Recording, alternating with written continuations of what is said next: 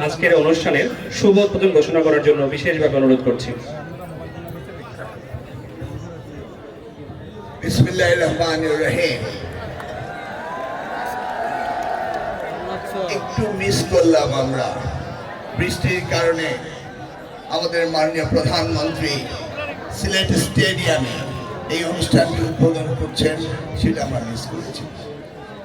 আজকে আমরা চাঁদপুরে নতুন করি 2026 এই অনুষ্ঠানে সভাপতি উপস্থিত রয়েছেন আমাদের মাননীয় সংসদ সদস্য শেখ ফরিদ আহমেদ মানিক, মোমেন সাহেব এবং হান্নান সাহেব সহ আমাদের জেলা প্রশাসক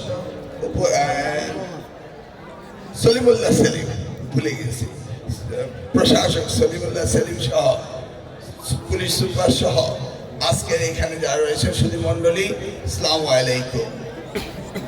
ঠিক এই ধরনের অনুষ্ঠান করেছিলেন শহীদ রাষ্ট্রপতি জিয়া রহমান নতুন করে কালচারাল সেক্টর। সেখান থেকে সারা বাংলাদেশের প্রতিভাবান কালচারাল সেক্টরে যারা ছিল তারা বেরিয়ে এসেছিল।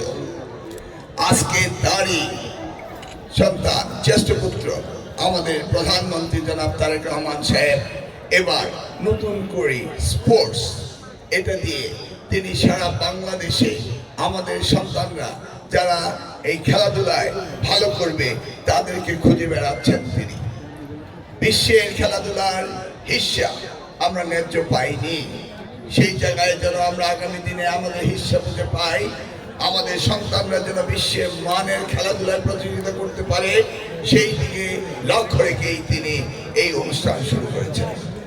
আমরা দেখেছি বিগত দিনে সামাজিকভাবে আমাদের তরুণ প্রজন্মের অবক্ষয় ঘটেছিল, তারা মাদক আসক্ত হয়েছিল।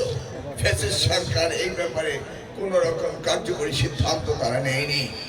আজকে মাননীয় প্রধানমন্ত্রী চাচ্ছেন আনন্দের মধ্য দিয়ে শিক্ষা, খেলাধুলার মধ্য দিয়ে তাদের জীবনযাপন এবং তাদের শারীরিক উন্নত ব্যবস্থা করার জন্য তিনি এই নতুন করে অনুষ্ঠানটি শুরু করেছেন। আমরা শিক্ষা মন্ত্রণালয় থেকে প্রাথমিক স্কুল থেকে মাধ্যমিক স্তর থেকে এবং বিশ্ববিদ্যালয় পর্যায়েও আমরা খেলাধুলার প্রতিযোগিতা শুরু করে দিয়েছি।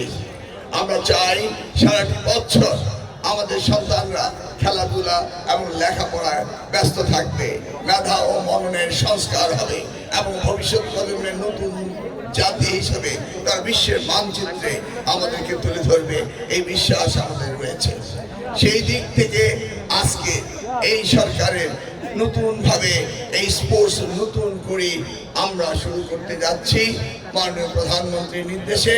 আমি সকলের সামনে আগামী দিনে এই চাঁদপুরের খেলাধুলার ক্ষেত্রে আমাদের সন্তানরা সবচেয়ে এগিয়ে থাকবে এই বিশ্বাস রেখে আমি এখন নতুন করে স্পোর্টস 2026 এর শুভ উদ্বোধনের ঘোষণা করছি।